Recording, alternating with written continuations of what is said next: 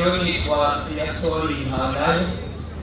umwenegihugu wo muri komine Kiganda. Ukuvuga ikibazo cyane n'ikindi twitumbereza ubushikiranganji bw'amagara y'abantu. Twebwe dufise ingorane yuko tuja kwa muganga kandi inyuma y'ingabire twahawe kuva 2015 kw'abana twakuze imyaka 5 bashobora kuvura. Abavyeyi bibungenze bakavuga ku buntu, ariko dufise ikibazo. Umwana bamujana kwa muganga hama bakamwandikira imiti bakanayivura ko yishe, hanyuma bagaca batumvika ku mafarumasi. Muri make farumasi ry'iterambere n'iwacu bakareka gusubirako, ariko babitwara utari uko turafata tukiyumvira. Leta y'Uburundi banyakubahwa bamaze kubitwemerera bategerezwa kuturihira amafaranga abo bana n'abavyeyi bibungenze bakoresheje, ariko bagaca baturungika kuri farumasi kuzigura kandi make zirazizimvye. Ry'iterambere ryacu muri make bariko baradusubiza inyuma kubera amahera twari kurihirwa na leta y'Uburundi duca dukora muri wa mufuko tugaca tugenda kuri farumasi. Rero nk'abajejwe amagara y'abantu murabe banyakubahwa mukebure, kuko by'ukuri nk'abarundi biratubabaza. Murakoze cyane. Barundi baravuga yuko ntarakara. Iki kibazo nakivugiye muri komine Kiremba mu ntara ya Ngozi. Ndababwira ababijejwe ko nyene bangira ankete ahantu hose baza gusanga,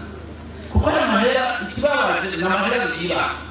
bakabona ko bamuvuye amahera ikigega cyane kikayasohora agiye mu mufuko umuntu w'igihugu yaribiye. Turabizi umukenyezi akibaruka neza bakandika ko yagiriwe sezariyeni, ahandi bakandika n'utigeze yibarukiraho. Ivyo ndamaze kubona nari natumye ababikurikirana kugira duhane abantu babikora kuko. Rero tuboneka abantu ndababwire n'igihugu batege umutego, mwemuze mwinumire bigenda uko, hanyuma turabona sohoka ntibamenye nyene harashitse, kugira ngo turamenya abantu kugira ngo ni ubusuma kandi bijane n'igihugu bakongera bakiba n'ikigega cya leta, kuko ayo mahera aratanga. Icyo gihe nabivuga umupatiri atwara ivyo bitaro niwe naboneye n'abantu bazi kurongora neza ibitaro.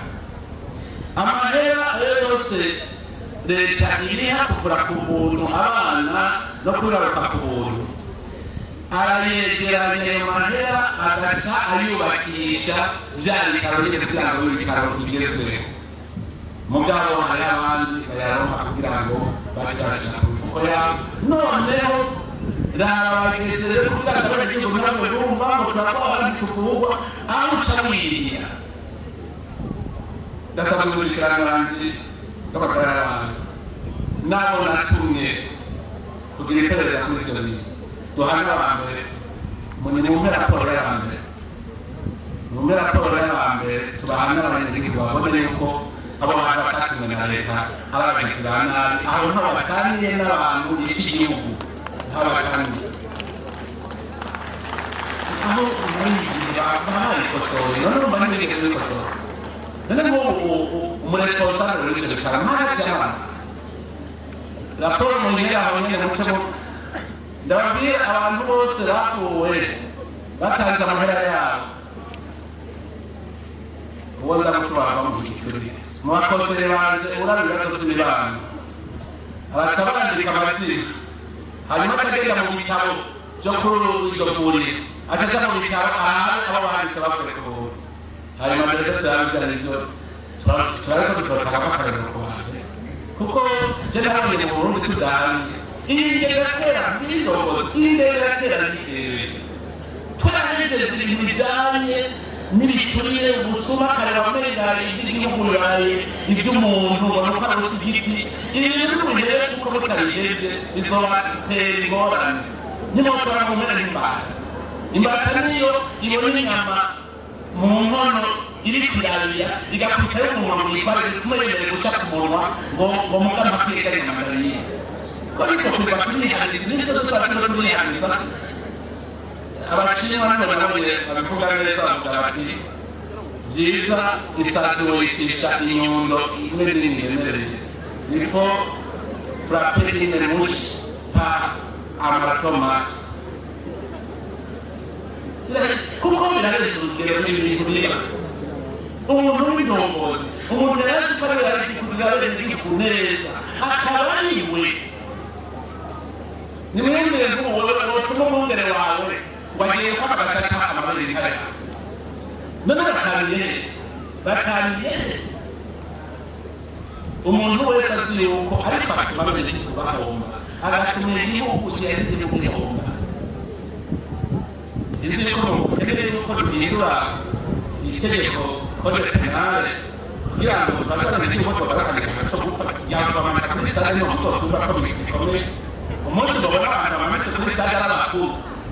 abantu b'indongozi nibo babibona neza ntibikigire kuko babonye akazi cyo gufata iwabo mudasubira igihugu ko mushaka tuzoza tuyabona tutarabanika amakomine yose twamanika bashyiraho ko cyangwa se ikivuga indongozi zirabasabye hibuke gukorera ibintu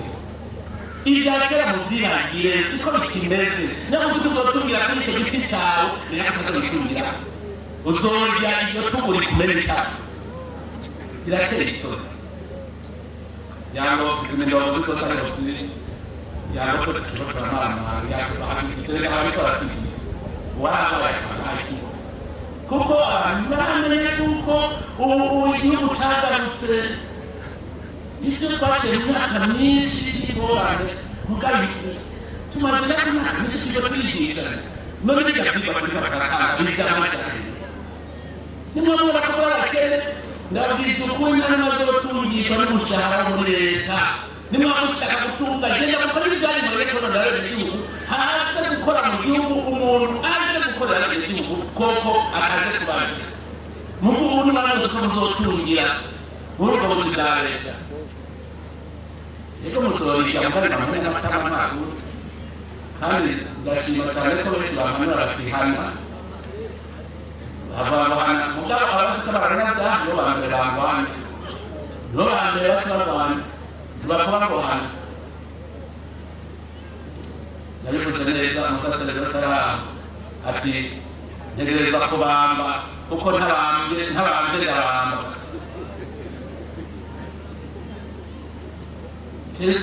murumva yuko biteye isoni aho igihugu kigira neza bene igihugu hakaba umwe mu ndongozi yaravuga ati nanjye ndagera mu bintu neza agaca abisuka n'amazi itegerezwa guhinduka tudahindutse kugira ngo twaba dushyira muri rya kode dushyire no hasi inkombe kugira ngo bakubise bakabiri ngaho bagakozwe reka n'igihugu bakubita inkombe bazi nk'ubufunzwe n'ibyo bakubita inkoni 70 gitondo 70 saa sita 70 ku mugoroba ukamarira wibaza ko ushobora kubituma nawe uzamusubiza amazi abantu hirya ngo kudahana kubera kudahana gira muganda babwire ni kinicirwa tuzogira ku buryo n'uzoshyigikira umuntu yororera igihugu nawe nyine tutakurangira tumana none turakeneye tube nk'ikisi hamwe umukuru w'ibibazo z'ubuvuga gushyira kuri sale dosa abona amakanya bitewe bavuze ngo urakara ntarayigera kw'impapuro kandi abantu bakorone kandi n'amavuga ko bari ijisho ryanjye muzikanje n'ijisho ryanjye shebudezo n'ijisho ryanjye aho bose bakufatira ubwo wese aracyari mwaka w'2024 kugira ngo abazimanire kuko muri ntakubonwa abantu bitwa ngo indongozi muri serivisi publique ni ntakubonwa reka twige natwe ingene natwe kuri ntakubonwa mu kubavana imwaka w'2024 tugomba dutangure tujya mu 2040 dukeneye kumenya igihugu yirirwa akamye umwene gihugu ateza kuja ku bikorwa wewe utuja kaja ku bikorwa mbere rero kubera ivyo oya twari twarasanzwe dutegekanije yuko ubu mu biro tuzohaba umwanya muto cyane mu biro nagaragara ngire ubu tuzoharenza iminsi ibiri mu nzu ahandi ibiro vyagerezwa mu modoka be naho za kurara abasitane ku makomine y'abavundura n'abaguverineri muza mubona kuri kumwe mutabizi mufise matori yangumva ngo iperereza zoca bivuga ko uzohoza zeje fatale komitere muza mubona n'uruzi none gacurisi zohakanashije rero mu Burundi hari aho iminota 20 na komitere zofatale komitere uzobona n'urukiye bijyana n'abamuvuga murumva komitere y'itoga abitoga nkeneye kuvuga abenegihugu bari bariko ivyo bitoga twikureho muza komitere muza abenegihugu bameze neza akaza ku mukuru w'igihugu agiye mu mabiri intara zanyu ndababwira abashikiranganje va mu biro vayo inama barazikorera mu ntara mujya gukorera muvuge muti turafise inama abo mu bushikiranganje bwanje tuzoyikorera imuyinga kugira ngo ubushikiranganje aronke umwanya wo gutembera muyinga abone ibibazo vyaho biraho ubushikiranganje twese tuve kuko nta wundi muti mbona